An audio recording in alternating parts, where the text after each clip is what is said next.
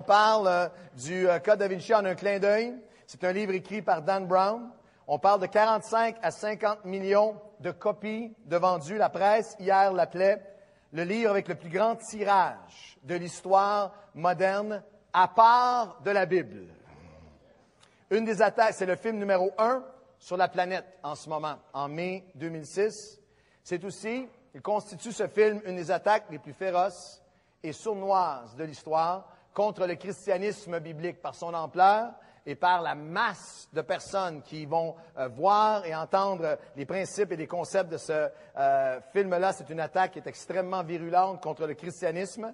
Et pour vous donner une idée de l'intérêt du livre et du film, il y a à date plus de 238 millions d'entrées ou de visites concernant le Code Da Vinci sur Google. 238 millions de personnes qui visitent pour avoir de l'information sur ce site. Certaines personnes diraient, comment ça? Pourquoi une église, un pasteur, habituellement, quelqu'un m'écrivait cette semaine, et c'était encourageant, quelqu'un d'église qui m'écrivait avec beaucoup de... c'était très stimulant, mais qui me disait, pendant des années, moi, j'étais à l'église et on parlait jamais des choses qui étaient à l'extérieur. J'entendais jamais quoi que ce soit qui avait rapport avec l'actualité. Pourquoi est-ce que aujourd'hui nous ressentons le besoin d'adresser le Code Da Vinci? Jésus a prophétisé il y a 2000 ans qu'à la fin des temps, ce serait une des marques des sociétés modernes, qu'il y aurait toutes sortes d'efforts pour présenter d'autres Christ, d'autres versions de qui Jésus est, d'autres opinions sur qui Jésus est. Et Jésus a lui-même posé la question prophétiquement il y a 2000 ans dans l'Évangile de Matthieu, lorsqu'il a dit « Qui les hommes disent-ils que je suis? » Qui les hommes disent-ils que je suis? Et l'apôtre Pierre l'apôtre Pierre vient saisir et exprimer ce qui est notre vision avec le message de ce matin, la semaine prochaine, lorsqu'il dit, voici mon objectif ce matin, mais enraciner, purifier ou fortifier dans vos cœurs Christ votre Seigneur. Notre objectif est que chaque chrétien puisse ressortir de ces messages avec une foi encore plus enracinée en la personne de Christ dans son cœur. Mais aussi, non seulement enraciner les chrétiens, mais exposer à ceux qui ne connaissent pas le Seigneur. Exposer et aussi établir l'espérance qu'il y a en Christ. La parole de Dieu nous appelle à toujours être prêts à vous défendre contre quiconque vous demande d'expliquer les raisons de l'espérance qui est en vous. Là, quelqu'un dirait, pourquoi un message sur un film, le Code Da Vinci, ou sur le livre, le Code Da Vinci? C'est dans l'esprit de l'apôtre Paul, qui dans les Actes des Apôtres, au chapitre 17, se retrouve à Athènes, dans la ville d'Athènes, et il est là debout au milieu de la place publique. Combien croient qu'une des œuvres de l'Esprit, c'est de sortir l'Église des murs et d'être sur la place publique, adressant ce qui prend place avec la vérité de l'Évangile? Paul, debout au milieu de la place publique, citant, et c'est intéressant dans Acte 17, citant leurs auteurs, leurs poètes, observant ce qui influence le monde de son époque, et pourtant il annonce le Dieu qui a fait le monde et créé les hommes, qui désire que vous puissiez le trouver, car il est tout près de chacun d'entre nous. Ce matin, j'aimerais j'espère, inspirer les croyants, les fortifier face aux accusations du Code Da Vinci. J'aimerais illuminer ceux qui ne connaissent pas grand-chose là-dessus, qui ont seulement vu le Code Da Vinci, mais j'aimerais aussi vous inspirer et vous faire réaliser que le Seigneur vous invite à un Seigneur qui est tout près de chacun d'entre nous. Acte 17 est notre cœur, notre message. Et c'est intéressant pour moi de voir l'apôtre Paul qui se retrouve sur la place publique. Et quelle grâce, et je vous remercie pour vos prières, quelle grâce, quel privilège, quelle responsabilité, quelle opportunité à travers le livre Les mensonges du Code Da Vinci, Dieu nous donne de se retrouver sur la place publique. Dans les dernières semaines, les derniers 7-8 jours, je me suis retrouvé avec Gilles Proulx, sur les ondes de 98.5 et lundi dernier, et merci pour vos prières, avec Jacques Fabi pendant 1h30 à répondre aux appels des gens et ça s'est extrêmement bien passé pour parler du Code Da Vinci et on me dit que les deux émissions ensemble, c'est 150 000 personnes qui ont entendu la présentation de l'Évangile, la présentation du message de Christ face au mensonge du Code Da Vinci. Sur la place publique, les journaux montréalais parlent du livre que j'ai écrit, que nous avons eu la grâce de présenter à la province de Québec, la Gazette qui disait au moins un membre du clergé, c'était le 13 mai, au moins un membre du clergé protestant québécois, Claude Houd, pasteur de l'Église Nouvelle Vie de Longueuil, a répliqué publiant un livre intitulé « Les mensonges du Code da Vinci ». Le Devoir a parlé du livre aussi. En s'en prenant au dogme, et c'est Jean-Claude Leclerc dans Le Devoir qui écrit, en s'en prenant au dogme fondateur du christianisme, le Da Vinci Code heurte aussi les croyances d'autres confessions, notamment les églises évangéliques. Certains vont peut-être appeler au boycottage du film, d'autres ont constitué elles aussi un dossier étoffé sur les nombreuses failles historiques du livre de Brown. Ainsi, le pasteur Claude Hood de l'Église Nouvelle-Vie de Longueuil vient de publier Les mensonges du Code da Vinci. On y trouve ce mot du vrai Léonard da Vinci, c'est la vérité qui doit nourrir les grands esprits, qui dit mieux. Et le Journal de Montréal nous a défiés. Il y a un article extrêmement intéressant de Jean-Guy Dubuc dans le Journal de Montréal qui défie l'Église chrétienne à sortir de son trou, qui défie l'Église chrétienne à adresser, et ça m'arrive pas souvent d'être édifié en lisant le Journal de Montréal, mais ça peut arriver. Et ça m'est arrivé cette semaine lorsque j'ai lu ceci. L'Église, de son côté, souffrira-t-elle du succès escompté du film? Oui, si elle cesse de réagir. Non, si elle en profite pour faire connaître la vraie histoire, qui ne devrait pas avoir besoin de récits fantasmagoriques pour prouver son authenticité et son intérêt. Normalement, la vérité devrait pouvoir confondre la fantaisie si on sait la dire. Et c'est ce que nous allons faire ce matin. Nous allons proclamer la vérité du Seigneur. Le Code da Vinci est un roman pas comme les autres. Et je crois que c'est une des clés de son succès phénoménal, inégalé, du nombre, de l'intérêt de millions de personnes. C'est que c'est un roman de fiction qui commence, et moi j'ai lu beaucoup de romans dans ma vie, mais je crois c'est la première fois que je vois un roman ici qui, à la première page du roman, se donne un air d'authenticité. Le roman déclare et proclame être fondé sur des faits véridiques. Le Code da Vinci commence par cette déclaration. Les faits, toutes les descriptions de monuments, d'œuvres d'art et de documents et de rituels secrets évoqués sont véridiques. Alors c'est un roman de fiction, mais qui dit à tous ceux qui le lisent en partant, tout ce que tu vas voir comme fait, comme symbole, comme information dans le livre est vrai. Et le roman poursuit par la suite, si vous n'avez pas ni lu le roman ni vu le film, fait des déclarations absolument hallucinantes qui défient 2000 ans d'histoire. Dans le Code da Vinci, Jésus n'est pas ressuscité. Il n'était pas considéré fils de Dieu par ses disciples. Jésus s'est marié avec Marie-Madeleine. Il a eu un enfant avec elle. C'est elle qui devait être la fondatrice de l'Église. Et l'Église a caché le fait que Marie-Madeleine est la vraie fondatrice de l'Église. Et l'Église, depuis des siècles, dans le roman da Vinci, l'Église, depuis des siècles, elle est meurtrière, elle est criminelle, elle est anti-femme et elle est la source de toutes les douleurs et les maux qu'il y a sur la planète. Et Brown commence des milliers de personnes lisent le roman en pensant y lire un roman qui est historique. Il l'a pas seulement fait sur la page du livre, mais il l'a fait aussi dans des interviews qu'il a données. C'est assez saisissant que Dan Brown, l'auteur, donne très peu d'interviews. Depuis que le livre est sorti, quelques interviews. Il refuse toujours, systématiquement, toutes les invitations d'universités, d'émissions d'information de télévision qui cherchent à faire un débat avec lui, qui cherchent à lui montrer avec les faits les erreurs grossières de son roman. Il refuse toute interview, si ce n'est de temps en temps, pour continuer avec sa mantra que son livre est fondé sur des faits véridiques. Et beaucoup des multitudes de personnes qui ont acheté le livre, qui ne connaissent ni la foi, ni les évangiles, ni l'histoire, n'y voient que du feu. Dans un interview devant des dizaines de millions de personnes à NBC, l'intervieweur Matt Lauer lui a demandé « Quelle proportion de votre livre est basée sur la réalité, sur des événements qui se sont réellement produits? » Et Dan Brown répond « Absolument tout le livre, dans ses moindres détails. » Le personnage de Robert Langdon, qui est le héros du livre et du film, est bien sûr fictif, dit Brown, mais toutes les informations sur l'art, l'architecture, les rituels secrets sont de vrais faits historiques. Il dit la même chose et va même plus loin dans une interview qui a été lue par des millions sur Internet dans un site qui s'appelle Bookpage. Un des aspects sur lesquels je travaille le plus, dit Brown, est d'insérer et de communiquer énormément d'informations dans mes livres. Je veux que les lecteurs apprennent et découvrent beaucoup de faits qui leur étaient inconnus. Lorsque vous terminerez ce livre, que vous le vouliez ou non, que vous le réalisiez ou non, vous aurez appris et découvert une tonne de choses. Et beaucoup de gens sont pris au jeu. Beaucoup de gens sont pris au piège. Beaucoup de gens qui n'ont jamais lu les évangiles la seule chose qu'ils vont connaître, c'est ce livre mensonger sur les évangiles plus que les évangiles eux-mêmes.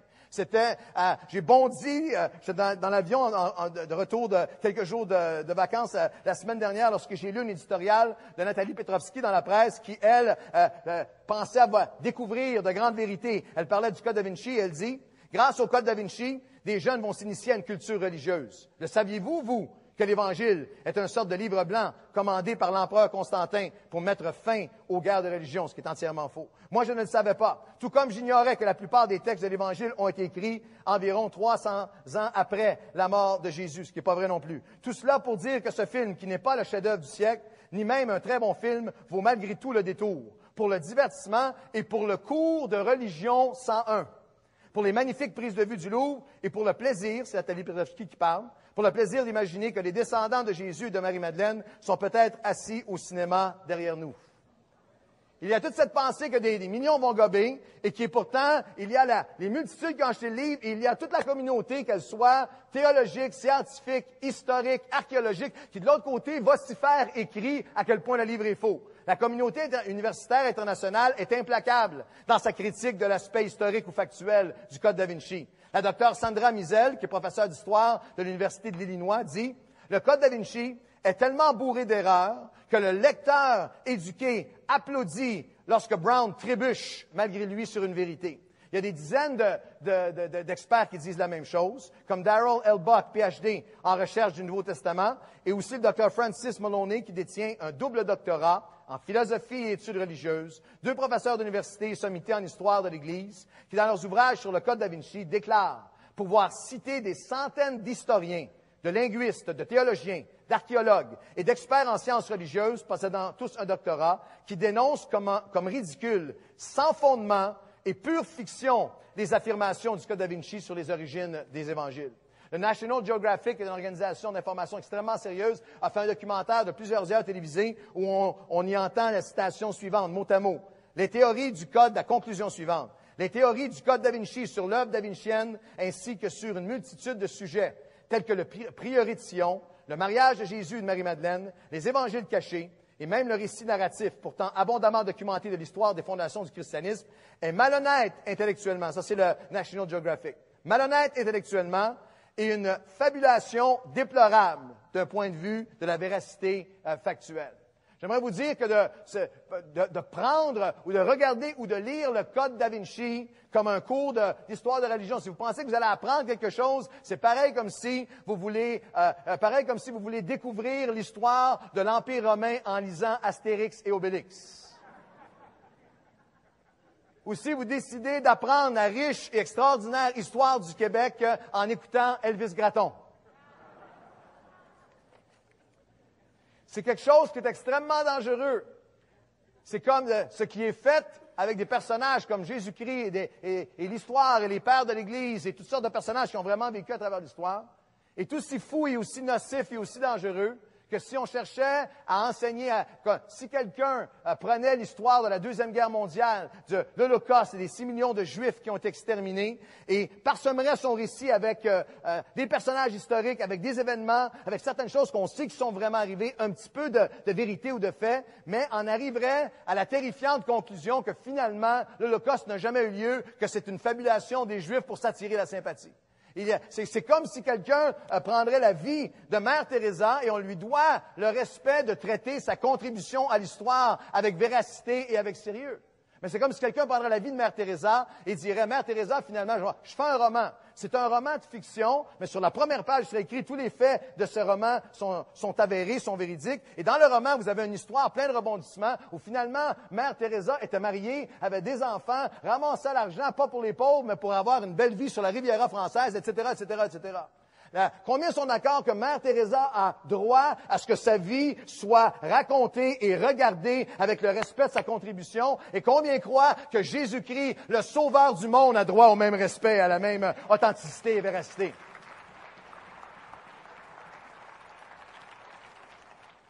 Dans le message de ce matin et de la semaine prochaine, on va couvrir à peu près une vingtaine de pages, 20-25 pages d'un livre de 200 pages que j'ai écrit là-dessus. C'est impossible de faire autrement en format conférence. Et on adresse cependant dans le livre plusieurs des grands mensonges que bien après que le film va être passé, ce sont des pensées qui sont très dominantes, très présentes, avec lesquelles nous sommes bombardés comme chrétiens dans le monde qui nous entoure. Et dans le livre, il y a des chapitres qui adressent par exemple des mensonges sur Jésus, l'Église et la science. Le livre, le Code da Vinci, place l'Église dans un coin avec ignorance, comme si d'un côté il y a les croyants et de l'autre côté il y a la science et qu'ils sont ennemis. Il y a une scientifique chrétienne qui a contribué au livre avec un chapitre, Dr. Stéphanie Rieder, une docteure en biochimie, qui a contribué un chapitre sur la science et la foi. Il y a des mensonges sur l'Église et la femme. Bien après Da Vinci, vous avez rencontré des gens bien avant, qui ont cette pensée terrible que Dieu, la Bible et l'Église est contre la femme. Il y a un chapitre entier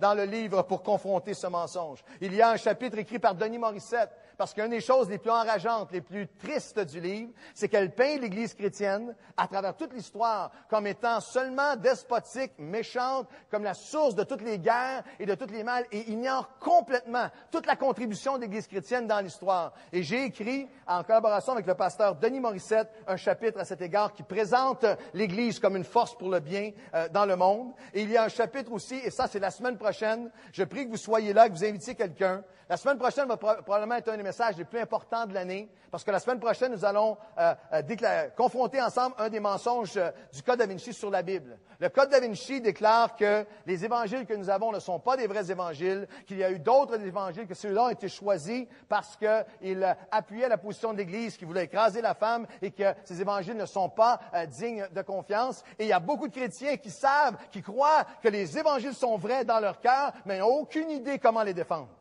Aucune idée pourquoi nous croyons parce que la position chrétienne, c'est que les évangiles et la Bible que nous avons ne sont pas un livre d'histoire parmi d'autres, un livre de morale parmi d'autres, un livre de bonne philosophie parmi d'autres. Nous croyons que c'est la révélation de Dieu, que c'est la parole de Dieu et que ces évangiles ont été surnaturellement inspirés. Et la semaine prochaine, nous allons voir pourquoi ensemble.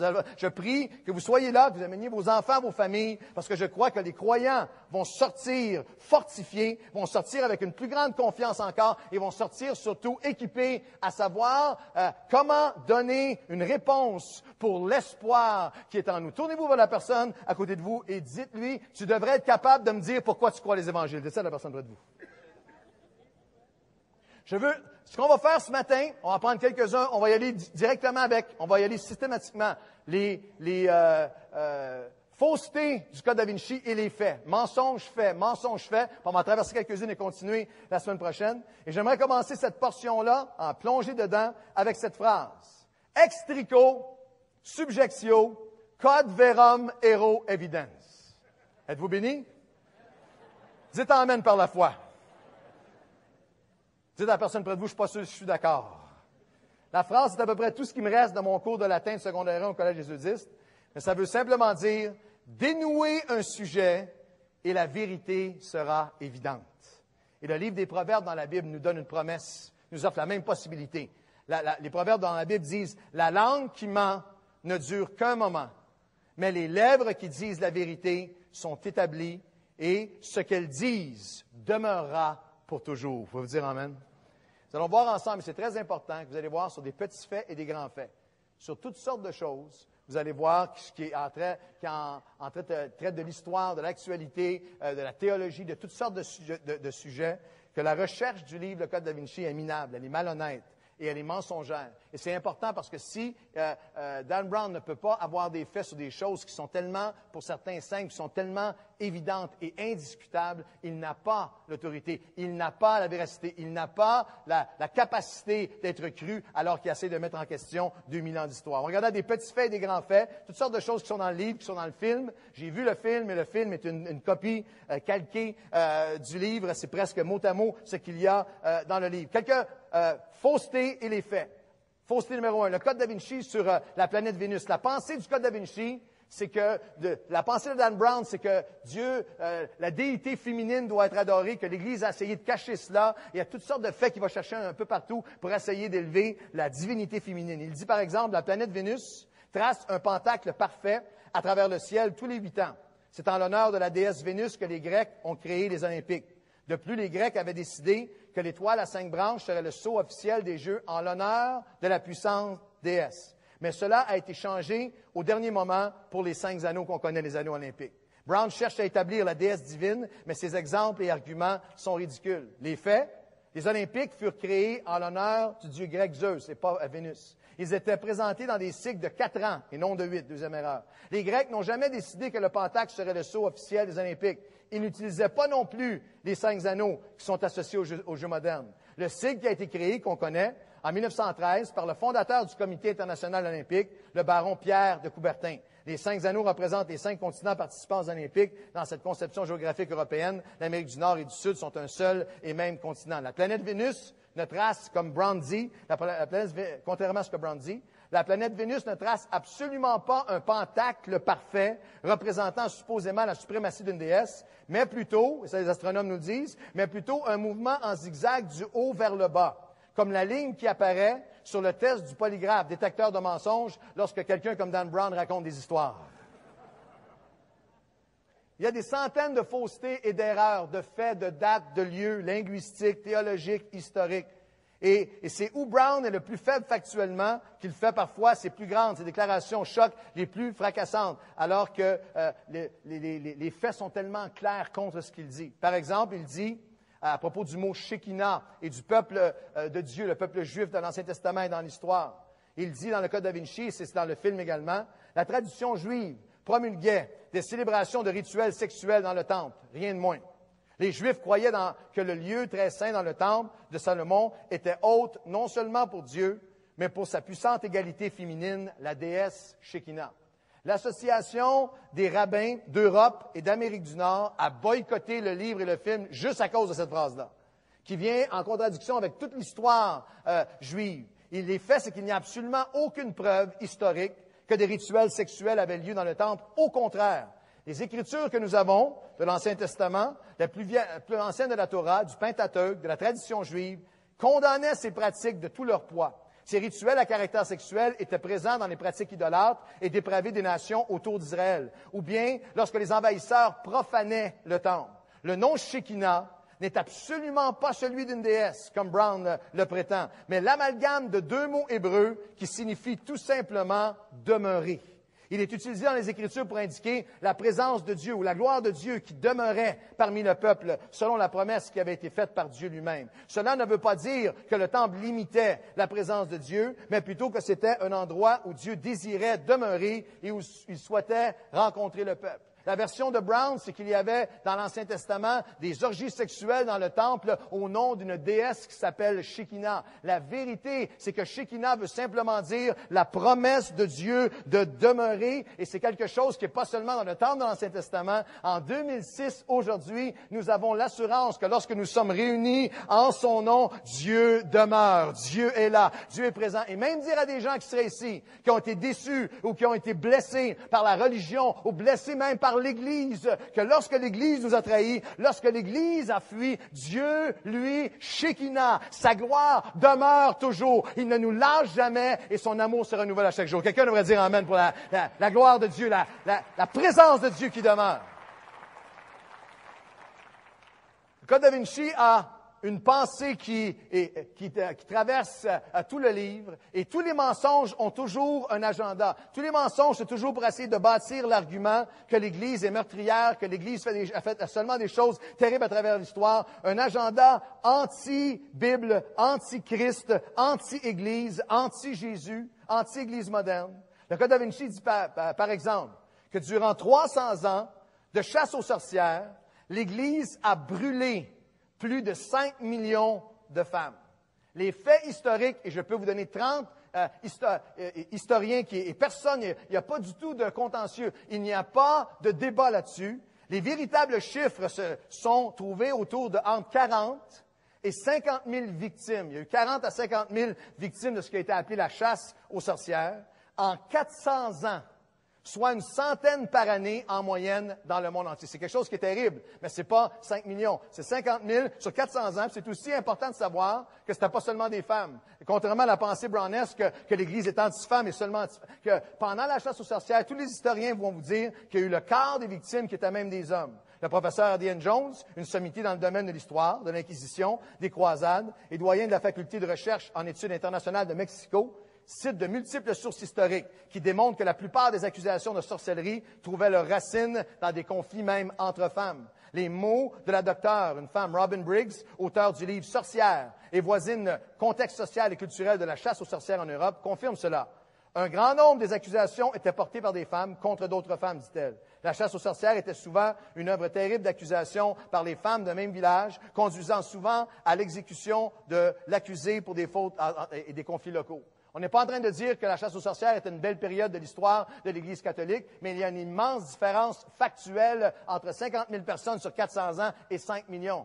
C'est comme si ceux qui ont fait le film, il y a un film en ce moment qui s'appelle Un dimanche à Kigali, qui est un film qui parle de ce qui a pris place au Rwanda. C'est un fiction, c'est un roman, mais qui est basé sur des faits. C'est comme si le film, tout à coup, disait qu'il y a 100 millions de personnes qui ont été tuées au Rwanda au lieu de 1 million qui se trompait de 100 fois plus et qui, en plus, arriverait à une conclusion qui est contraire à tout ce que l'histoire a raconté, que finalement, il y a peut-être pas, c'est pas du tout ce qu'on pense qui est arrivé. Il n'y aurait aucune crédibilité à tout le reste du film qui serait accordé. Lorsqu'on regarde au Code Da Vinci sur toutes sortes de faits, les affirmations qui sont historiques, qui sont là, elles trouvent preneur seulement parmi un public qui n'a aucune information, aucune connaissance du sujet. Par exemple, sur le nom de Dieu, encore une fois, l'agenda perpétuel, essayer de féminiser Dieu et d'écraser l'Église. Le nom original de Dieu, l'expression juive JHVH, nom sacré de Dieu, ça c'est Brown qui parle, est en fait dérivé de Jéhovah, qui est une union physique androgyne entre le masculin Jah et le nom préhébraïque pour Ev Abbas, incluant la dimension féminine de la déité. Dans la pensée de Brown, il y avait Jéhovah et par la suite c'est JHVH, puis c'était les deux noms qui deviennent une divinité féminine. Comme le plus néophyte des étudiants de l'Ancien Testament le sait, entre le nom Jéhovah et JHVH, c'est JHVH qui est le plus ancien. C'est important pour des nouveaux chrétiens de réaliser que l'hébreu de l'Ancien Testament ne comportait pas de voyelles. Que lorsqu'on disait Jéhovah, dans l'Ancien Testament, c'était JHVH. Et Jéhovah est un mot qui a été composé par des scribes juifs autour des années 1500, à partir, c'est très simple, des mots JHVH et Adonai, qui veut dire mon Seigneur. Et l'union de JHVH et d'Adonai constitue le mot Jéhovah et n'a absolument rien à voir avec une quelconque union physique androgyne de quoi que ce soit. Toujours dans le même élan, Brown va prendre des faits comme les manuscrits de la mer Morte. Il y a des manuscrits qui ont été trouvés par des archéologues au milieu du dernier siècle. Et lui, les utilise et tord tout ce qui est arrivé pour essayer de dire que ces manuscrits-là viennent contrecarrer la Bible. Et le Code Da Vinci dit, certains des évangiles que Constantin a essayé de détruire afin d'étouffer le message de la déité féminine de Marie-Madeleine comme femme de Jésus, et Constantin n'a pas essayé de détruire aucun évangile, était seul, comme femme de Jésus et seul véritable leader de l'Église, ont réussi à survivre. Ça, c'est Brown qui parle. Les manuscrits de la mer Morte ont été découverts dans les années 50. Écoutez bien les faits. La raison pour laquelle Brown cite les évangiles des manuscrits de la mer Morte est un mystère. C'est tellement fort au niveau ignorance parce que les parchemins de la mer Morte ne contenaient absolument aucun évangile. Les experts sont entièrement unanimes là-dessus. Les manuscrits datent d'une période de l'Antiquité juive, des centaines d'années avant Christ, et contiennent, entre autres, des commentaires sur l'Ancien Testament, des textes séculiers, des portions de livres bibliques juifs de l'Ancien Testament.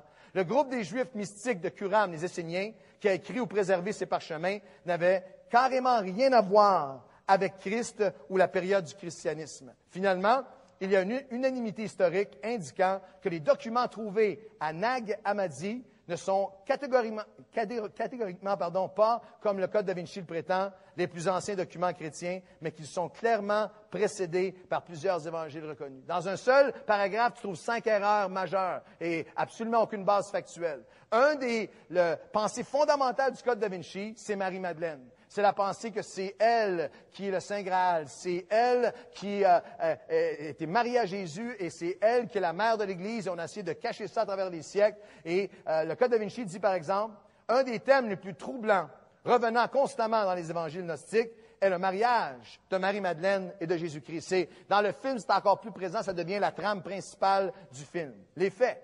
Absolument aucun des évangiles gnostiques ne contient quelque référence que ce soit à un mariage entre Marie-Madeleine et Jésus. Même le document, un document qui a été retrouvé des centaines d'années plus tard, ayant le nom de Marie-Madeleine, même le document de Marie-Madeleine est complètement silencieux à ce sujet. En décembre 45, près d'un village égyptien, ça c'est vrai, appelé Nag Hammadi, un paysan a trouvé enfoui dans le sol des textes et des manuscrits anciens.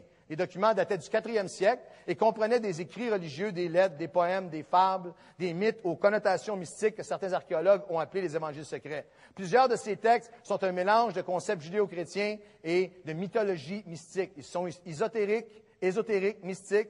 Et ils ont des textes là-dedans qui s'intitulent, par exemple, « Le tonnerre et la pensée parfaite », « Le témoignage de la vérité, de la sagesse et du serpent ». Aucun de ces écrits ne font la moindre mention d'un soi-disant mariage entre Marie-Madeleine et Jésus. Le Code da Vinci dit, l'Évangile de Philippe dit que la compagne du Sauveur était Marie-Madeleine. C'est le cœur du film. Jésus l'a aimée plus que tous les disciples et avait l'habitude de l'embrasser sur la bouche. Les autres disciples en étaient offensés, désapprouvaient cette pratique et lui disaient, « Pourquoi l'aimes-tu elle plus que nous? » Comme tous les experts en araméen vous le diront, le mot « compagne » à cette époque voulait littéralement dire « épouse ». Écoutez bien les faits. Pour commencer, l'Évangile de Philippe n'a jamais été écrit en araméen, n'a même pas le bon langage, mais en langue copte, qui est une forme d'égyptien antique. Il s'agit même de la traduction d'un texte plus ancien en grec et non en araméen. Par ailleurs, le professeur d'hébreu et du langage de l'Antiquité, Dr. Craig Bloomberg, du Denver Seminary, nous assure qu'aucun mot, contrairement à ce que Brown dit, aucun mot araméen ou même hébreu pour compagne ne pouvait signifier épouse. Le Dr. Erwin Lutzer lui ajoute, le document de Philippe date approximativement du 3e siècle, 300 ans plus tard, soit 200 ans après le temps de Christ. Philippe n'était pas du tout un témoin oculaire. Ce n'est pas le Philippe qu'on connaît dans les Écritures. De plus, de nombreux experts vous diront que la qualité du papyrus, le papier sur lequel le document a été trouvé, a été écrit, était tellement médiocre que plusieurs mots sont manquants. Ce que le texte dit vraiment, c'est Jésus l'embrassait souvent. Et plusieurs ajoutent des mots comme sur le front, sur la joue, sur la main ou sur la bouche. En résumé, Brown se base sur un texte mystique bizarre et incomplet, écrit des centaines d'années après l'époque de Christ et dont la fiabilité était complètement contestée à l'époque même de son écriture. C'est avec cela qu'il contredit 200 ans d'histoire, de recherches archéologiques et de documents factuels qui prouvent que Jésus n'a jamais été marié à Marie-Madeleine. Alors que nous concluons sur ce sujet, j'aimerais confronter simplement, fait historique à l'appui, une des pensées et révélations les plus spectaculaires et intrigantes du Code da Vinci. À la page 245 du livre et dans le film, nous trouvons ces mots. Le mariage de Jésus et de Marie-Madeleine fait partie des écrits, parchemins et manuscrits de l'histoire. Et plein de Québécois vont voir ça et dire, ah bon, il y a plein de documents qui attestaient à cela. Mais la vraie question que vous devez vous poser, c'est de quelle histoire parle-t-il? Les évangiles écrits par les témoins oculaires, ainsi que les textes les plus proches de la véritable histoire de Christ, ne font pas la moindre suggestion que Jésus a été marié ou qu'il a eu une liaison amoureuse. Le professeur Ben Witherington, le troisième, qui est un PhD, Université de Durham en Angleterre, professeur du Nouveau Testament, c'est un auteur prolifique. Il a écrit un classique qui s'appelle « La femme et la genèse du christianisme » qui est enseigné dans plusieurs universités. Et lui déclare sans embâche pouvoir nommer plus d'une centaine d'historiens et théologiens des plus fiables, reconnus et respectés dans le monde, qui enseignent selon l'histoire et l'archéologie qu'il n'y a absolument aucune trace de la moindre indication d'un mariage entre Jésus et Marie-Madeleine.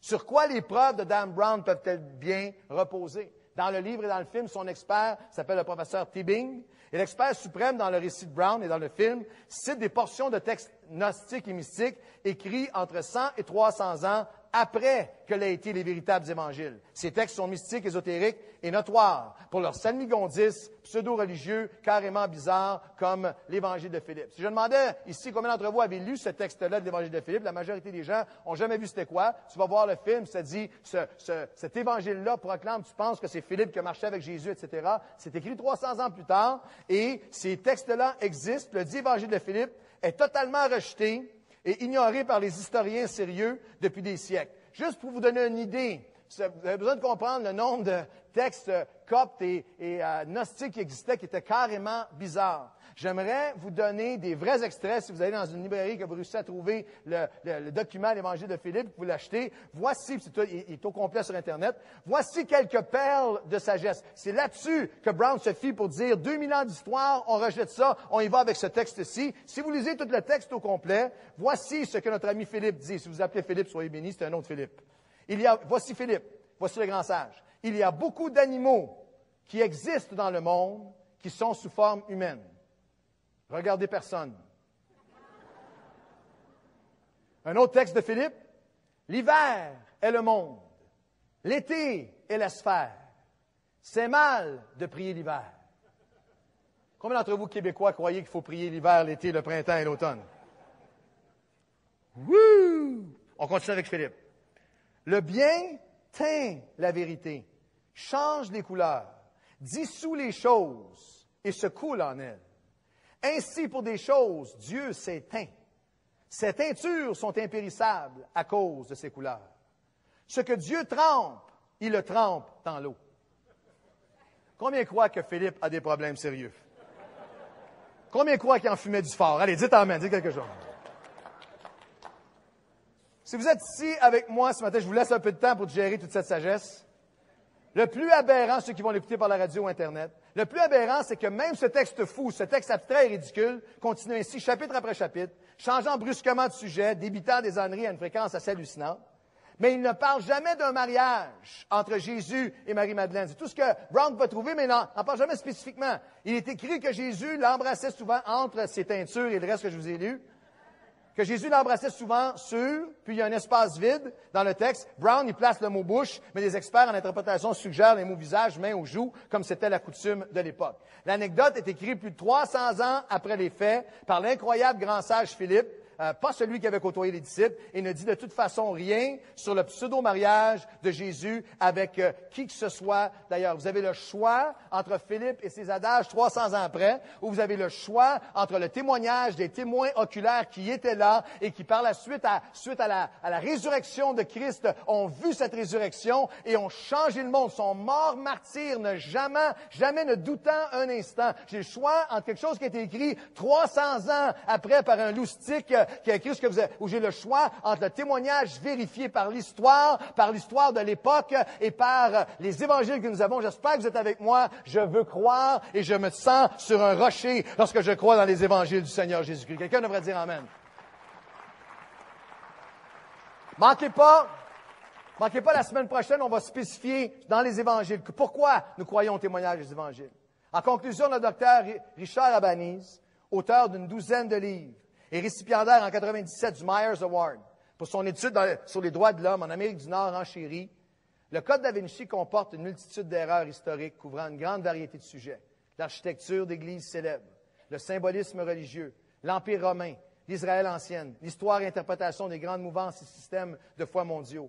À chaque tournant, les supposés faits du Code da Vinci sont contredits par des informations facilement accessibles à toute personne faisant une investigation sincère et raisonnable. Et on va continuer la semaine prochaine, mais une de ces accusations les plus terribles et les plus graves de conséquences sont concernant Jésus, Fils de Dieu. La pensée du Code da Vinci, c'est que Jésus n'a jamais été considéré Fils de Dieu. Il n'est pas ressuscité. C'est une fumisterie. Il a survécu à la croix et par la suite, tous les disciples le savaient, les apôtres le savaient, ses contemporains le savaient. Il était marié avec Marie-Madeleine, vivait une vie domestique avec elle. C'est elle qui était supposée être la fondatrice de l'Église. Il n'a jamais été considéré Fils de Dieu pendant des centaines d'années. Et finalement, il y a eu un empereur qui s'appelle Constantin, en 325, qui, lui, a décidé pour des raisons politiques, pour rallier les gouvernements et des religions, parce que c'était à son avantage. C'est seulement là que, selon da Vinci, il y a la première fois la pensée a été introduite que Jésus pouvait être divin et qu'il y a dans un conseil qui s'appelait le Conseil de Nicée et qu'à ce conseil-là, il y a eu un vote super serré où Constantin a tordu les bras des gens pour les convaincre d'essayer de dire que Jésus était Seigneur. Le Code da Vinci, c'est une attaque extrêmement pernicieuse qui cherche à réduire Jésus au rang de philosophe ou de bonne personne, égale avec tous les autres. Dans le Code da Vinci, Tebing déclare le mot hérétique est dérivé et trouve son origine dans l'histoire, 325 ans après Jésus-Christ, à l'époque de Constantin, et a été utilisé pour condamner tous ceux qui, depuis des siècles, ne considéraient pas Jésus comme le Fils de Dieu. C'est le comité religieux et politique en place sous Constantin qui, après un vote relativement serré, souvenez-vous qu'il a dit ça, déclara que Jésus serait dorénavant considéré Fils de Dieu. Les faits, c'est que les auteurs du Nouveau Testament utilisaient le terme hérétique déjà des centaines d'années auparavant, même dans les Écritures que nous avons. Plusieurs livres d'enseignement chrétien étaient déjà écrits au 2e siècle, plus de 125 ans avant Constantin, avertissant des faussetés et dangers des hérétiques. Irénée, écrivain chrétien du 2e siècle, avait déjà écrit à son époque une brique de près de 1000 pages intitulé « Contre les hérésies » qui est disponible aujourd'hui. Le vote du concile de Nicée à l'époque de Constantin ne visait pas à imposer l'idée nouvelle que Jésus était le Fils de Dieu comme le prétend le Code da Vinci.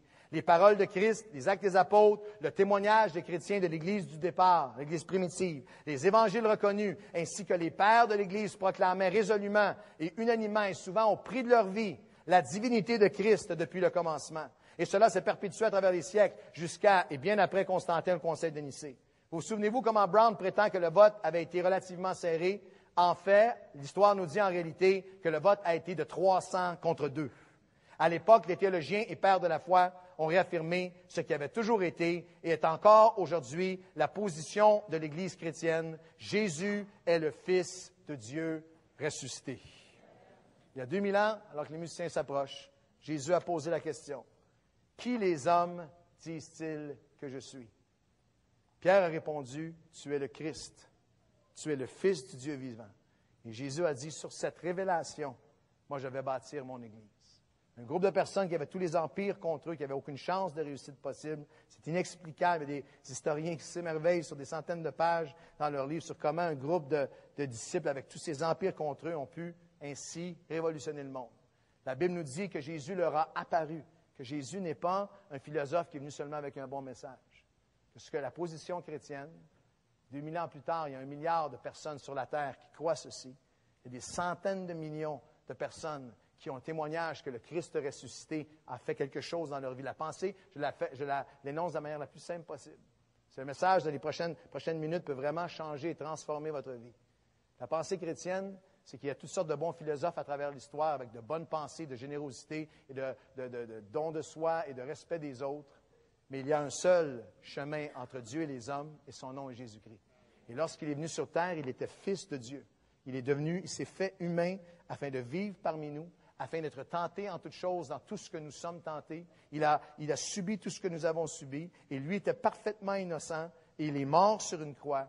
Et alors qu'il est mort et qu'il est ressuscité, véritablement mort et véritablement ressuscité, la Bible nous dit que des centaines de témoins l'ont vu. Des historiens de l'époque, qui ne sont pas chrétiens du tout, attestent que ces groupes de personnes ont commencé à témoigner que Christ était ressuscité et qu'ils ont bouleversé le monde de leur époque jusqu'à aujourd'hui. Et la pensée chrétienne, c'est que ce Christ ressuscité n'est pas seulement, c'est pas une philosophie seulement, c'est un Dieu vivant et que maintenant c'est pourquoi 2000 ans plus tard, des centaines de millions d'entre nous avons tourné nos vies, nos cœurs vers le Christ ressuscité. Et parce qu'il est ressuscité, il fait des choses véritables. Il fait des choses abondantes. Il intervient. Nous avons intitulé le livre « Les mensonges du Code da Vinci » parce que nous croyons qu'il est fondé, ce livre, sur des faussetés.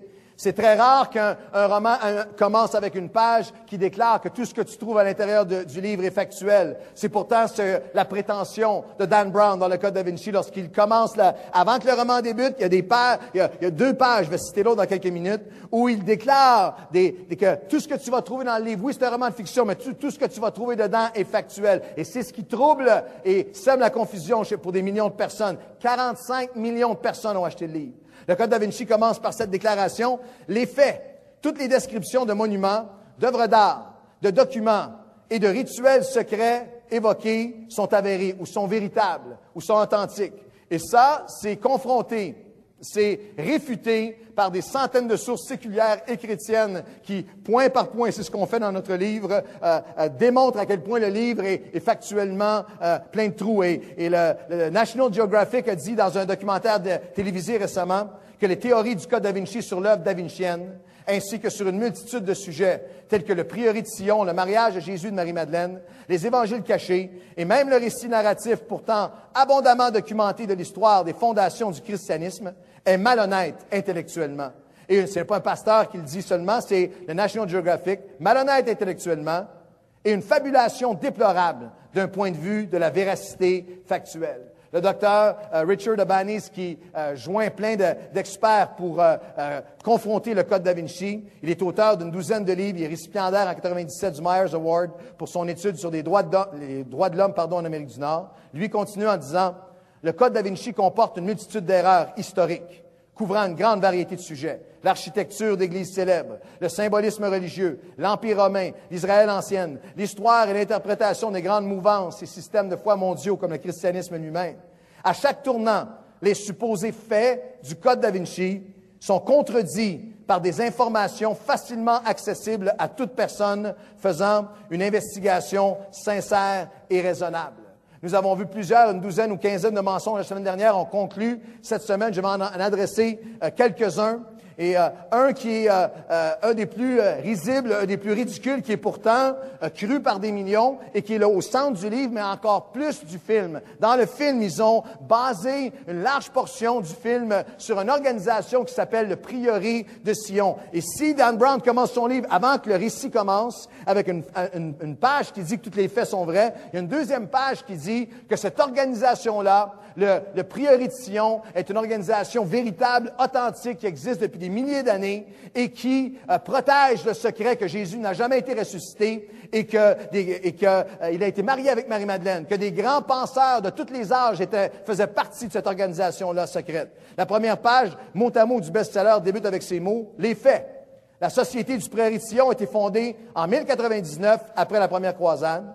On a découvert en 1975 à la Bibliothèque nationale de France des parchemins connus sous le nom du Dernier Secret, où figurent les noms de certains membres du prieuré, parmi lesquels on trouve Sir Isaac Newton, un des plus grands scientifiques de l'histoire, Botticelli, Victor Hugo, Léonard da Vinci.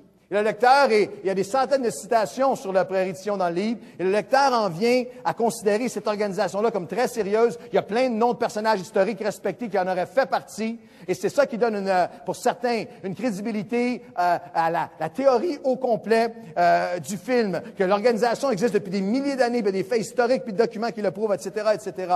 Et ce que je m'apprête à vous dire a été des enquêtes qui ont été faites sur le Prieuré de Sion, et ça a été mis sur Internet. Il y a des milliers de pages là-dessus. Tous les documents historiques sont là sur Internet, les documents même légaux, les condamnations sont là, etc., etc. Et la vérité est celle-ci. Le Prieuré de Sion a été inventé en 1956, pas en 1000 ans avant, en 1956 par Pierre Plantard, à Amnas, en Haute-Savoie, avec son complice André Bonhomme. Plantard était un illuminé, un fraudeur, qui était antisémite contre les Juifs, est trouvé coupable à plusieurs reprises. C'est un personnage qui a eu des grosses difficultés. Plusieurs reprises, il a été trouvé coupable de fraude, de fabrication de faux documents, mais d'entrée par effraction. Et là, il a plaidé coupable à tout ça. Et aussi, très malheureusement, a été trouvé coupable de détournement de mineurs, a fait de la prison. C'est un personnage, c'est sur un personnage les actions d'un personnage comme celui-là que repose la fondation du Code da Vinci.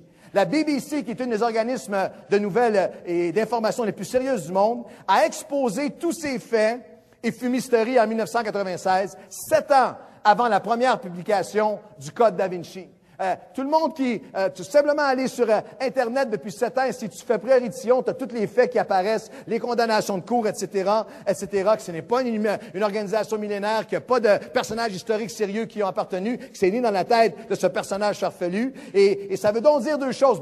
C'est impossible que Brown ne puisse pas le savoir. C'est où que sa recherche est médiocre ou sa recherche est malhonnête. C'est pourtant la fondation de toutes ces accusations. Lorsqu'on parle du Prieuré de Sion, le fondateur, en 71, Plantard a admis publiquement que tous les documents sur le Prieuré de Sion étaient le fruit de son imagination excentrique et que le groupuscule s'était tout simplement donné le nom d'une montagne près de chez lui. Il a reconnu sous serment devant la justice avoir fabriqué et introduit illégalement tous les faux dans les archives des bibliothèques. Certains d'entre eux le proclamaient carrément le seul véritable roi de France ou l'unique descendant du roi Dagobert, qui en passant avait mis sa culotte à l'envers. En 89, il récidiva et réinventa le Prieuré de Sion, qui aurait maintenant été fondé en 1681. Il revenait à la charge avec une nouvelle liste de grands maîtres qui défendaient le fait, le secret historique des millénaires que Jésus n'était pas ressuscité, qui était marié à Marie-Madeleine. Suite à cela, Plantard fit face à nouveau à la justice en 2003 et avoua encore une fois toutes ses supercheries. La sordide et burlesque histoire du Prieuré de Sion est truffée de fraudes et de documents fabriqués de toutes pièces, de 1956 à aujourd'hui. Et dans une lettre officielle, écrite à la BBC, son comparse, celui qui était son complice là-dedans, André Bonhomme, le cofondateur du Prieuré de Sion, a fait cette déclaration écrite sans équivoque qui est publique et sur Internet et du domaine public. Il a dit lui-même, il a avoué, le prieuré de Sion a été créé en 56, n'existe plus maintenant. Nous n'avons jamais, en 1956, nous n'avons jamais été impliqués dans des activités politiques ou religieuses. Nous voulions seulement nous amuser. Je n'ai pas vu Plantard depuis longtemps, il est décédé aujourd'hui. Je n'ai pas vu Plantard depuis longtemps, mais je peux vous dire que son imagination a toujours été très active. Je ne sais pas pourquoi les gens essaient de faire une grosse affaire avec rien. Alors, à partir de ces folies, en s'appuyant sur les élucubrations de Plantard, Henry Lincoln et Michael Bajan, deux auteurs, ont publié un livre en 82 qui s'appelait Holy Blood, Holy Grail, ou L'énigme sacrée, ça a été traduit en français. Et Dan Brown a basé son roman, Le Code da Vinci, sur Holy Blood, Holy Grail, qui a été bâti sur la fiction du prieuré de Sion. Et c'est eux récemment qui ont actionné Dan Brown pour plagiat. Et dans le film, un des protagonistes prend même le livre de la tablette. Il raconte le prieuré de Sion, il sort le livre de la tablette Holy Blood and Holy Grail. Et là-dessus, est devenu la fondation narrative entière de son roman sur le prieuré de Sion. Le livre de Brown est particulièrement pathétique, factuellement, lorsqu'il traite de Da Vinci lui-même. Brown utilise le personnage de Léonard da Vinci, la fresque, une des fresques qu'il a peinte, qui est très célèbre, le dernier souper ou le dernier repas, par exemple, pour prétendre faire plein d'accusations contre la foi chrétienne. Il y a toujours des mensonges, des erreurs de fait que les experts de da Vinci vont venir dénoncer ou vont venir confronter, mais il y a toujours un agenda. L'agenda est toujours anti-chrétien, anti-Église, anti-Évangile. Et la conservatrice en chef de l'Église où est peinte cette fameuse fresque. Si on regarde, s'il est possible de revenir à la fresque un instant, la fresque qui est là, la théorie, c'est que sur la fresque, lorsque vous voyez Jésus, qu'à sa droite, ce n'est pas finalement Jean, c'est plutôt Marie-Madeleine qui est là, et elle était mariée avec Jésus, et Pierre est à côté, puis il lui en veut parce qu'il est jaloux d'elle, parce que c'est elle qui est la fondatrice de l'Église, puis etc., etc., toute cette fabulation qui est là. Et, bien entendu, parmi les millions de personnes qui vont lire le livre, il n'y a pas beaucoup d'experts de Da Vinci, mais les experts, eux, sont unanimes. La conservatrice en chef de l'Église où est peinte cette fameuse fresque a accordé une interview à Kathy Couric, de la populaire animatrice du Today Show, devant des millions de personnes à NBC. Et Couric lui a posé la question, « Que pensez-vous des théories du Code da Vinci sur la fresque de la Sainte-Seine? » Et elle a répondu, « Tout cela fait un bon roman, mais une très mauvaise leçon d'histoire. » Puis elle a dit, « Que voulez-vous dire? » Et l'experte a répondu, « Chère Cathy, j'ai consacré ma vie à l'œuvre de Léonard et les 12 dernières années à cette fresque en particulier. Il n'y a pas un semblant de fait historique ou de réalité dans les prétentions du Code da Vinci au sujet des œuvres du grand maître. » Un autre expert, il y en a des dizaines, mais un autre expert, le Dr. Jack Wasserman, qui est de l'Université Temple, est un expert dans les œuvres de da Vinci, lui a dit « Presque tout ce qui est dit dans le livre, le Code da Vinci sur Léonard est faux. » Un des mensonges qui est dit, c'est à chaque fois pour attaquer l'Église et essayer de dénigrer Christ et élever une pensée de l'adoration des déesses divines. Il dit, par exemple, et c'est complètement facétieux, mais il dit que la Joconde, qui est une des pièces les plus connues de Da Vinci, la Mona Lisa, est un portrait féminin de Léonard lui-même, en l'honneur de la déesse dont il était un disciple. Le nom Mona Lisa, ça c'est Dan Brown qui parle dans le livre et c'est dans le film aussi, le nom Mona Lisa est formé à partir des noms des deux déesses égyptiennes, Amon et Isis. Les faits. D'abord, la fabulation du Code da Vinci atteint son paroxysme quand il va jusqu'à prétendre que la Mona Lisa représente le peintre lui-même en femme. Cette invention est mise en pièces par l'historien et docteur en histoire de l'art Serge Bramley dans Léonard, l'homme et l'artiste, qui est une brique sur Léonard da Vinci, qui a été écrit des années avant le roman de Dan Brown. Il fait la remarque suivante. La théorie de l'autoportrait ou d'un homme est absurde et sans fondement historique. Le portrait de la Joconde est celui d'une femme, tout simplement. C'est le consensus de tous les experts et historiens sérieux. La plupart des experts l'identifient que le modèle qui a posé pour la pièce s'appelait Lisa Gherardini del Giocondo, qui était l'épouse de Francesco del Giocondo. Ensuite, contrairement aux affirmations du Code da Vinci, le grand maître n'a pas nommé cette toile en l'honneur des déesses égyptiennes. Les experts affirment même qu'il ne lui a même pas donné de nom du tout. Les inventaires datant aussi loin que 1525, des années après qu'elle était sortie, la pièce était sans nom. On la nommait simplement « Portrait de femme ». Enfin, le nom qui nous est familier, Mona Lisa, est apparu en 1550 dans l'encyclopédie d'art La vie des artistes et n'a absolument rien à voir avec des déesses égyptiennes. Le nom signifie tout simplement « Madame Lisa » en italien. Le Code Da Vinci dit à propos de Da Vinci lui-même que se sert de Da Vinci puis lui met des paroles dans la bouche qui attaquent continuellement les évangiles et le christianisme. Une de ses citations, il dit que dans son ouvrage, le Code Da Vinci à la page 231, dans son ouvrage, les cahiers sur la polémique et la spéculation, Da Vinci a fait des commentaires suivants sur la Bible et le Nouveau Testament. Et des millions de lecteurs lisent ça, qui ont respect pour Da Vinci, l'homme scientifique, et ça contribue à une pensée que Da Vinci était contre les Écritures avec des mots qu'on lui prête comme ceux-ci. Plusieurs se sont enrichis avec des illusions et des faux miracles. Il dit, et Brown dit que c'est à propos du Nouveau Testament qu'il a dit ça. L'ignorance aveugle nous fait faire fausse route. Ô pauvres mortels, ouvrez vos yeux. Et dans le livre, tu suis après ça, 2 pages dithyrambiques d'attaque que supposément Da Vinci aurait fait contre l'Église. La première phrase, voici les faits, du célèbre artiste cité ici par le Code Da Vinci ne concerne absolument pas la Bible. Ironiquement, elle confronte les alchimistes, ces pseudo-scientifiques ésotériques et mystiques de l'époque, le genre d'individus qui ont écrit les évangiles secrets que Brown fait si souvent mention. Léonard da Vinci les dénonce comme étant de faux interprètes de la nature et des fumistes qui manipulent les foules. La dernière phrase ne fait pas non plus référence à la Bible et n'est même pas dans le bon cahier, même pas dans les cahiers sur la polémique ou la spéculation. Elle se trouve dans un autre ouvrage qui s'appelle Les Morales. Ces ouvrages sont disponibles pour votre étude aujourd'hui. Non seulement Brown se trompe de livre, mais en plus, il fabrique une citation et altère le sens des mots du peintre, qui n'ont absolument rien à voir avec la Bible, le Nouveau Testament ou la religion. Les erreurs, fabulations et mensonges sont à leur comble lorsqu'il parle de la fresque qu'on a vue un peu plus tôt. Il dit que la fresque, plusieurs messages cachés dans cette scène, c'est celle qui est à côté de Jésus, c'est l'apôtre Jean, ce n'est pas l'apôtre Jean, c'est Marie-Madeleine. La peinture crie au monde entier qu'ils sont un couple et plusieurs signes indiquent la haine de Pierre pour Marie-Madeleine. Léonard dévoile ainsi les secrets millénaires du Saint Graal. Dans la version du film, on va aussi loin que de dire que Jésus n'a jamais été ressuscité, qu'il a été marié à Marie-Madeleine, qu'il a eu un enfant, que le nom de l'enfant de Jésus de Marie-Madeleine était connu, que les disciples la connaissaient, etc., etc. Tout ça à partir de la fresque que la personne à côté de Jésus serait Marie-Madeleine. J'aimerais dire que je suis d'accord que la version de Jean, la version de Léonard da Vinci, de l'apôtre Jean, qui est un adolescent selon les historiens, que cette version-là, que dans cette version-là, l'apôtre Jean n'a rien de Rambo. Est-ce que vous êtes d'accord? C'est intéressant que les Écritures disent, par exemple, que dans sa jeunesse, il était appelé fils du tonnerre, qui avait un caractère bouillant et tout ça, mais c'était une explication qui est tellement simple. Selon le Code Da Vinci, on trouve cette fresque, tout le mystère du Saint Graal. C'est ce qu'on appelle une tempête dans un verre d'eau.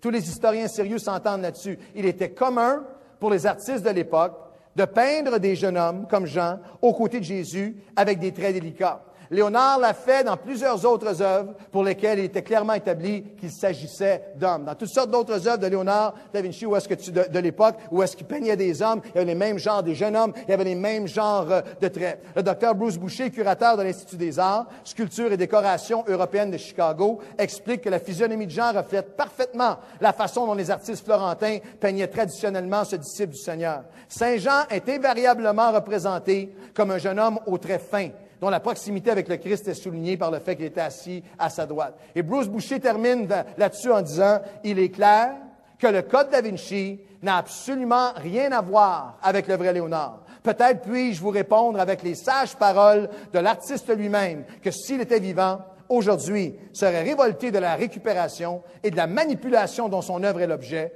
Je crois qu'il considérait le sujet clos, avec les mots mêmes tirés de son cahier sur les morales. Mentir est si vil, si méchant, que même si c'était pour parler des choses divines, cela entacherait un peu la grâce de Dieu. C'est la vérité qui doit nourrir les grands esprits. Quelqu'un poserait la question, pourquoi prendre le temps sur des choses qui peuvent paraître des détails pour certains? OK, si on est établi que ce qu'il dit sur Da Vinci est faux, ce qu'il dit sur l'histoire, ce côté-là est faux, ce qu'il dit sur les faits, ce côté-là sont faux. Pourquoi prendre le temps d'établir tout ça? Parce que il est important pour chaque personne, lorsqu'on regarde sur certaines de ces attaques-là, de s'arrêter un instant que si quelqu'un veut attaquer la crédibilité du message qui a changé l'histoire du monde, si quelqu'un veut attaquer la crédibilité des évangiles, nous avons besoin de savoir quel est l'état de sa recherche, la qualité de sa recherche. Parce qu'on va terminer le message ce matin avec une des attaques les plus dangereuses. Si le fait que c'est complètement faux sur Da Vinci n'a pas une grande influence sur les gens, Les 45 millions de personnes qui prennent cela pour du cash, qui lisent des livres pensant lire un livre avec fondation historique, vont avoir plein les yeux, plein les oreilles et plein le cœur d'un message que les évangiles sont faux, que les évangiles ne sont pas dignes de confiance. Il y a plein de gens qui ne connaissent rien, vont connaître plus un livre qui attaque les évangiles que les évangiles eux-mêmes. Et ça, c'est une des attaques les plus virulentes du livre. C'est la dernière que je vais souligner dans cette série. La position du Code Da Vinci, j'ai pris une citation parmi des centaines. Le Nouveau Testament est rempli de fausseté et basé sur des fabrications. Il n'y a presque rien de vrai dans les évangiles que nous utilisons aujourd'hui.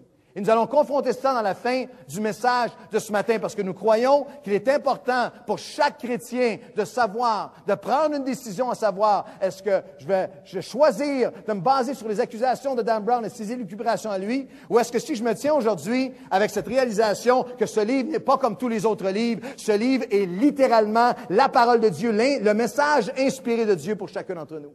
La position chrétienne à travers les âges, la position que nous prenons comme chrétiens, le concept de l'inspiration divine pourrait être défini. La position chrétienne historique est que la Bible a été inspirée par Dieu. Le mot biblique grec pour inspiration signifie littéralement « avec le souffle de Dieu ». Le concept de l'inspiration divine pourrait être défini comme Dieu qui souffle sur les hommes, supervise leurs écrits, de façon à ce que, bien qu'ils gardent leur individualité et caractéristiques humaines, ils deviennent capables, par l'action de Dieu, d'écrire et de rapporter son message. Les auteurs de l'Ancien et du Nouveau Testament conservaient leur style littéraire, leur particularité, leur personnalité. Les écrivains de la Bible n'étaient pas des robots lobotomisés ou des machines à écrire humaines. Dieu ne les a pas utilisés comme les touches d'un clavier afin de reproduire son message de façon mécanique. Nous ne croyons pas que les auteurs de la Bible ont reçu mot à mot une dictée mystique. L'évidence biblique rend clair le fait que chaque écrivain conservait son style littéraire, son humanité. Ésaïe écrit avec une plume éloquente, imagée. Jérémie a écrit d'une façon qui était empreinte de la tristesse de son époque. Luc écrit comme un médecin, de manière factuelle, le médecin qu'il était, l'approche médicale, scientifique, logique. Jean écrit avec simplicité et profondeur. Notre conviction chrétienne, c'est que Dieu a œuvré de façon infaillible à travers les écrivains bibliques afin de communiquer sa révélation à tous les êtres humains de l'histoire. L'apôtre Pierre, écrit d'une manière magnifique et il nous donne un verset puissant qui nous explique un peu, nous donne une lumière sur le processus. Il dit, les Écritures n'ont pas tiré leur origine dans 2 Pierre 1, 21, n'ont pas tiré leurs origines d'une volonté humaine, et que les écrits et les prophéties de la Bible ont été écrits par des hommes qui ont été poussés par le Saint-Esprit. L'expression « poussé par l'Esprit » dans le langage grec signifie littéralement que les écrivains ont été portés par une force divine. Il est intéressant de remarquer que l'expression grecque utilisée pour pousser, porter puissamment, est la même que nous trouvons dans les Actes des Apôtres. Dans un passage où des marins expérimentés ne pouvaient plus naviguer parce qu'ils étaient poussés par le vent. Le vent était trop fort, le bateau était poussé et porté dans une direction. J'y vois une magnifique illustration de l'œuvre de l'Esprit de Dieu qui simplement, mais surnaturellement, a dirigé, poussé et porté les auteurs de la Bible dans leurs écrits. Comme les marins participaient à la conduite du navire, les auteurs des Écritures ont eu une participation active en écrivant sous la direction et l'inspiration du Saint-Esprit. Nous croyons que ce livre est différent de tous les autres parce que Dieu a pris des êtres humains qui étaient faillibles, mais il les a inspirés, il les a dirigés, il a soufflé sur eux et il a communiqué à travers eux le message des évangiles qui a changé l'histoire de la terre. Et ce matin, il y a des dizaines de raisons pour croire en l'inspiration des Écritures. J'aimerais vous en donner 4 toutes simples alors que nous arrivons dans la dernière partie du message.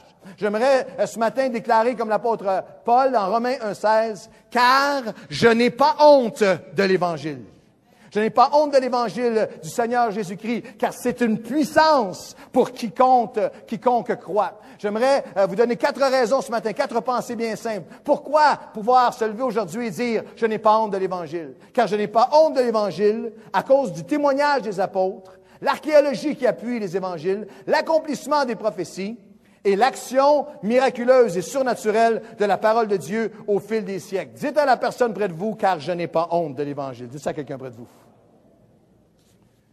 Le docteur Paul Maier parle, lorsqu'on parle du témoignage des apôtres, qui lui, c'est un professeur d'histoire antique à l'Université du Michigan, dit, bien qu'il soit saisissant, émouvant, mais concevable que les premiers apôtres, que les premiers fondateurs de l'Église aient enduré et subi le mépris, la persécution, le rejet, la perte des membres de leur famille, la torture et même la mort par les martyrs les plus violents et cruels pour ce qu'ils croyaient fermement être la vérité, c'est absolument inconcevable qu'ils puissent avoir été prêts à mourir pour ce qu'ils auraient su être un mensonge. Tel que cet expert l'explique, les disciples de Jésus furent profondément et miraculeusement transformés par la résurrection. La pensée du livre de Dan Brown, c'est que les évangiles ont été écrits par des hommes qui savaient, qui cachaient un mensonge, qui savaient que Christ n'a jamais été ressuscité, qui ont couvert le mensonge et qui le savaient pertinemment, savaient qu'il était marié, savaient qu'il avait une vie domestique, et c'est eux qui ont écrit les fabulations, qui ont écrit les évangiles en sachant pertinemment que Jésus n'était pas ressuscité. Comme les experts viennent de vous citer, c'est complètement contraire à toute réalité humaine parce que les disciples qui ont écrit le Nouveau Testament, qui ont écrit les évangiles, la plupart d'entre eux sont morts martyrs.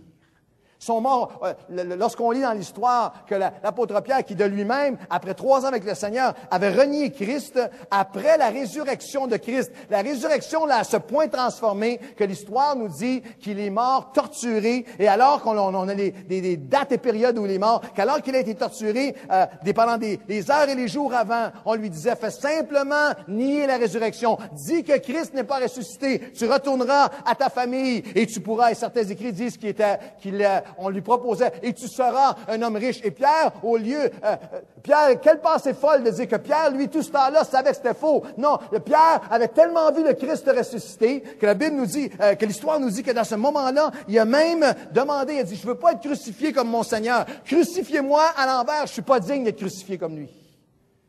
L'apôtre Jacques, qui avait été le frère du Seigneur, certains historiens, même dans des nuances des Écritures, l'apôtre Jacques semblait opposer Christ au début, s'est appelé lui-même par la suite, après la résurrection, s'est appelé lui-même le disciple du Seigneur. Et Eusèbe, un des premiers historiens, dit qu'il est devenu pasteur de l'Église à Jérusalem et qu'il a été tué, martyr pour sa foi, alors qu'il a été jeté du pinacle du temple et puis s'est fracassé et ses entrailles se sont ouvertes sur le sol. L'apôtre Paul avait été un persécuteur de l'Église, mais lorsque le Christ ressuscité lui a apparu, il est devenu un apôtre de l'Église. Et ce petit groupe qui avait aucune ressource, aucune force, qui n'avait rien, a été à ce point transporté par la résurrection de Christ. Il n'y a rien ni personne qui pouvait les arrêter. Le même esprit qui a ressuscité Christ les a embrasés et les a inspirés à écrire les évangiles. Quelqu'un devrait dire Amen.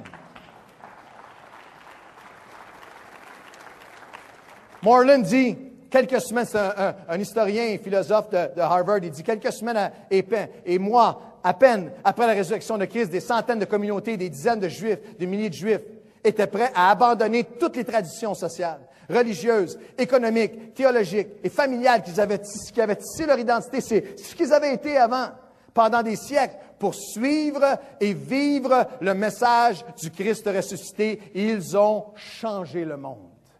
J'aimerais dire aujourd'hui que les évangiles n'ont pas été écrits par des fraudeurs qui cachaient un mensonge. Les évangiles ont été écrits par des témoins vivants de la résurrection qui ont vécu et qui sont morts pour proclamer le message du Christ ressuscité. Est-ce qu'il y a des témoins de Christ dans ce lieu ici ce matin, 2000 ans plus tard?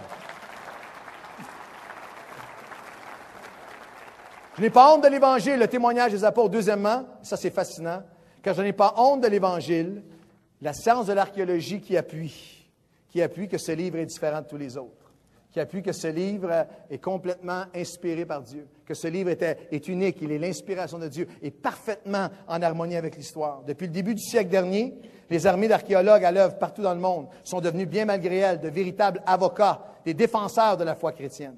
Des dizaines de milliers de sites ont été découverts. Tout ce qui s'y trouvait a été méticuleusement étudié, répertorié, comparé avec les écrits de la Bible, et mettant à profit toute la diversité et l'efficacité de la technologie moderne. Le docteur Myler Burrow, qui a été recteur de la faculté d'histoire, des civilisations et de l'archéologie de l'université Yale, émet cette observation.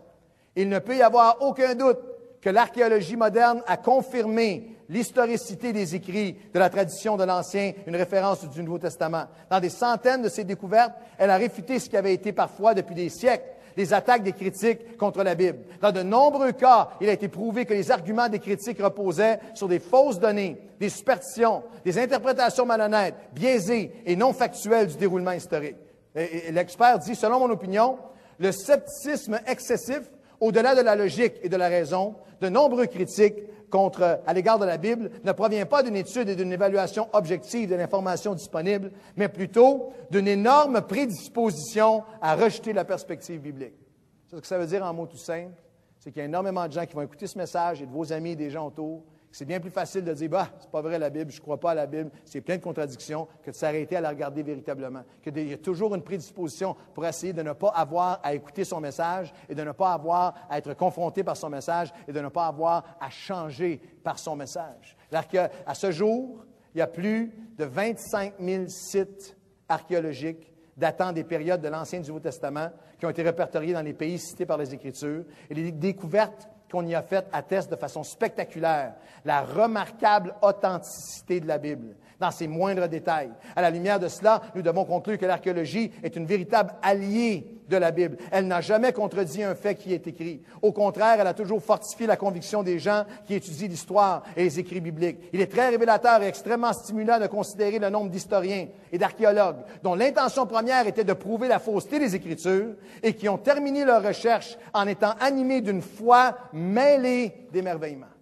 Lorsque vous lisez la Bible, on va avoir un moment de confession ce matin.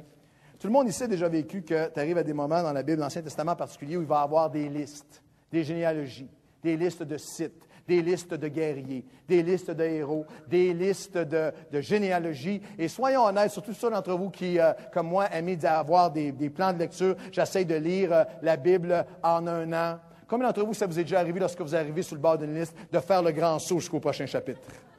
Allez, dites amen tel que je suis, sans rien à moi, approchez-vous. C'est une version, c'est comme ceux qui écoutent le Hockey Express en fin de soirée. On aimerait ça avoir la version, juste les highlights. Il y a une raison pour laquelle tous ces faits-là sont là.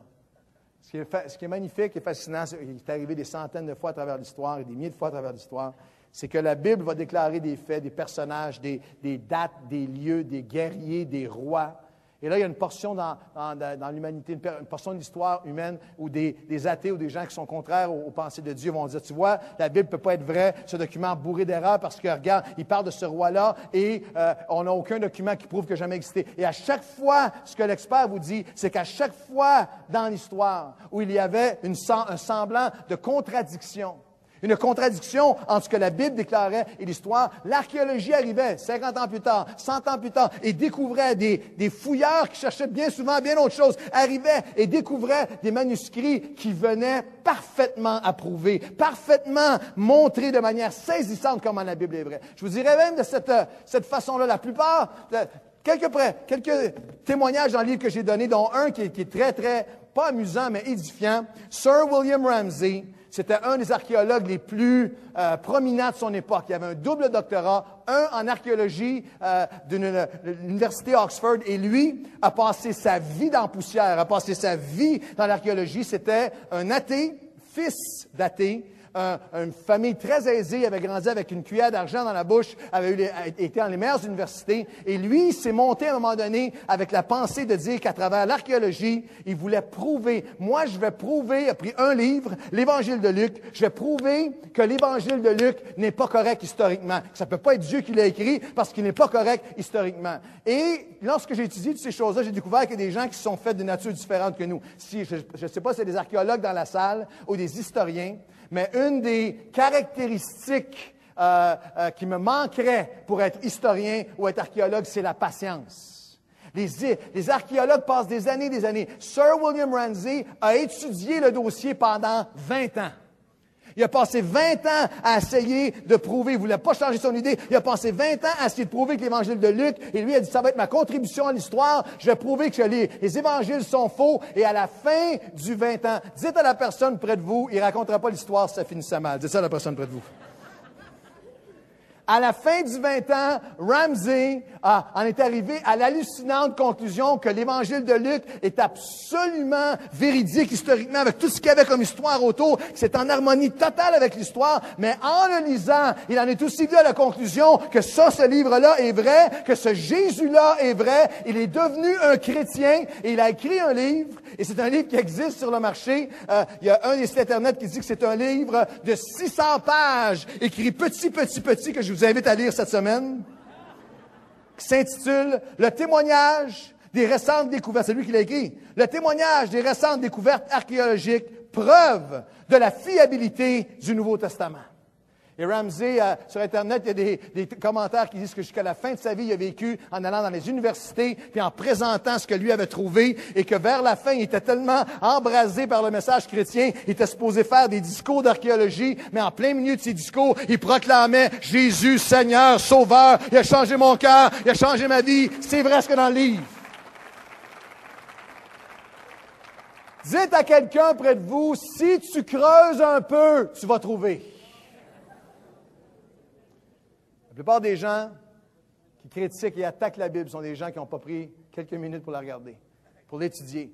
Et Jésus a dit une prophétie extraordinaire. Moi, je crois que Jésus a prophétisé que la science de l'archéologie était pour venir être un témoignage en les temps de la fin. Il y a un verset dans les évangiles qui est fascinant. Jésus a dit, dans les évangiles, l'évangile de Luc, Jésus a dit, il a répondu, si les hommes cesse d'annoncer qui je suis comme fils de Dieu, alors les pierres le crieront. Les roches, les pierres, l'archéologie. C'est fascinant que, alors qu'au début, la science de l'archéologie, qui est une des sciences les plus respectées du monde moderne, a commencé en même temps, a apparu sur la scène des temps, que les gens ont commencé à découvrir la science de ça, à creuser partout à travers le monde. Il y a des milliers d'équipes d'archéologues à tous les jours qui font du travail partout dans le monde. Mais qu'ils ont commencé en même temps que le début du siècle où les pires attaques contre les évangiles ont commencé à être réduites. Toutes sortes de théories ont commencé à être échafaudées pour dire que les évangiles ne sont pas dignes de confiance. Et Jésus a dit, lorsque les hommes vont mettre en doute qui je suis, les pierres, les archéologues, les pierres vont crier. Vous allez trouver dans le sol toutes sortes de documents qui vont prouver la véracité des évangiles parce que Dieu dit, je suis Alpha et je suis Oméga. Je suis le commencement et je suis la fin. Je suis la première page de toute l'histoire de l'humanité et je suis la dernière page de toute l'histoire de l'humanité. Laissez-moi vous donner une pensée bien simple. Simplement pour vous, alors qu'on fait une étude aujourd'hui, ce matin, simplement une pensée à laquelle vous pouvez vous accrocher un instant.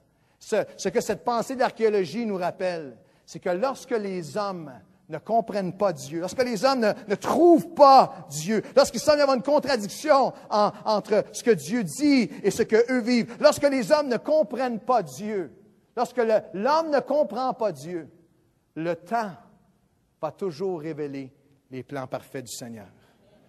Et dans ta vie à toi, laisse-moi t'encourager ce matin pendant un instant, et ceux qui écouteront le message par le truchement de la radio, dans ta vie et sur Internet, dans ta vie à toi, lorsque tu arrives à un moment où tu ne comprends pas Dieu, où tu ne vois pas ce qu'il fait, où tu ne le trouves pas, accroche-toi à lui, demeure là, parce que le temps va toujours révéler les plans parfaits de Dieu, de celui qui est fidèle, qui est Alpha et Oméga, commencement et la fin de l'histoire de ta vie.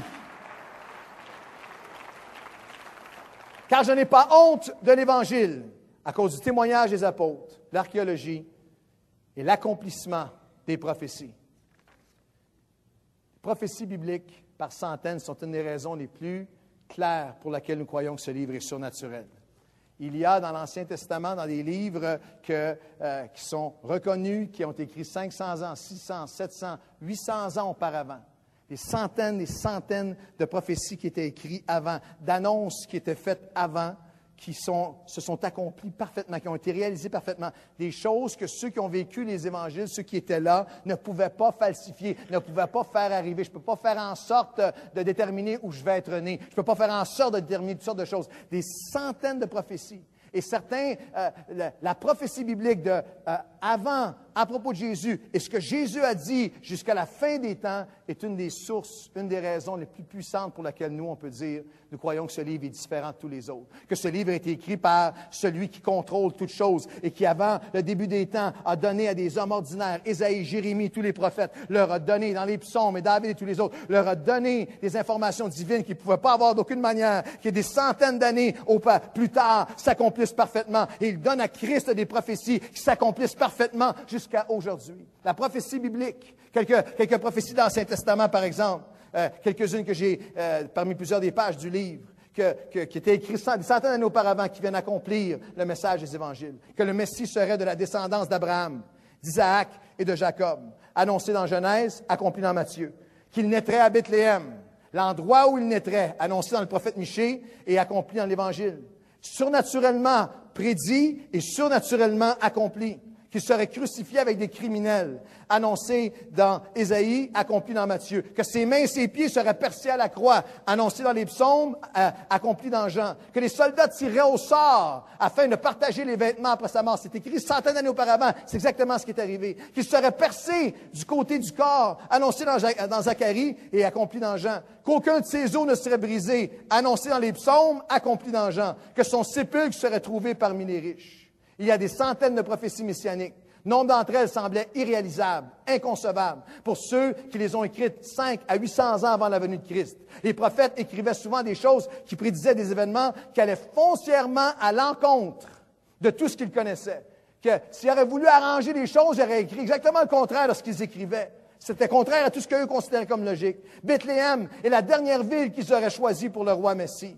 Le roi Messie n'aurait jamais été, selon eux, associé à des criminels ou crucifiés. Les os des crucifiés étaient toujours brisés. Exceptionnellement, Jésus ne l'a pas été. Celui qui aurait mené une vie où il n'avait pas d'endroit où reposer la tête aurait dû être enterré avec les pauvres dans la fosse commune, mais il a été enterré avec le tombeau de Joseph Arimathie. Les nombreux enchaînements des circonstances et des événements nécessaires à l'accomplissement systématique et ahurissant. Des centaines de prophéties bibliques font écarquiller les yeux des chercheurs et des historiens depuis des siècles. Jésus lui-même a fait des prédictions saisissantes et humainement irréalisables concernant le futur.